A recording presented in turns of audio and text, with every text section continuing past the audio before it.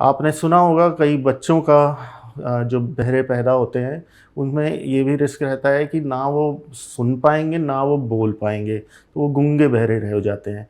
इन बच्चों को सबसे ज़्यादा अच्छा रहता है कि 5 साल से कम की उम्र में, उससे भी अच्छा 3 साल से कम की उम्र में एक कॉक्लियर इम्प्लांट किया जाए कि अब बच्चा सुन रहा है और सुन रहा है तो वो बोल भी पा रहा है, अपनी आवाज़ सुन के उस शब्द भी ठीक से बना पा रहा है।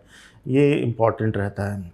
कॉक्लियर इम्प्लांट कई बार बुज़ुर्गों में भी किए जाते हैं, क्योंकि उनकी भी नसें जो कमज़ोर हो रही होती हैं, उसके लिए साउंड को इलेक्ट्रिसिटी में कन्वर्ट करके कान के अंदर तक पहुंचाने की ज़रूरत होती है।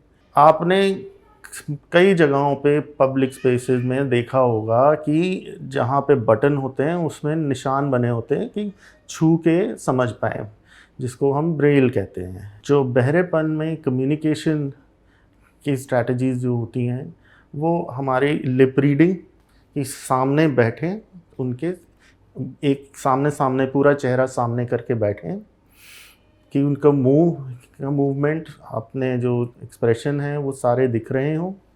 उसके अलावा हाथ से इशारे, ये सब चीज़ें जो हैं इम्पॉर्टेंट होती हैं, जो बहरे लोग हैं उनके साथ कम्युनिकेट करने के लिए। ये तो होता है उस टाइम के लिए कि जी किसी के बहरे से कैसे बात कर पा रहे हैं हम। लेकिन उससे ज़्यादा अच्छा रहता है कि आप इसका पक्का इलाज कराएँ, या मशीन से या इम्प्लांट से, जिससे कि पूरी तरह से उनको सुनाई नॉर्मल हो और वो हमसे नहीं सबसे बात कर पाएँ।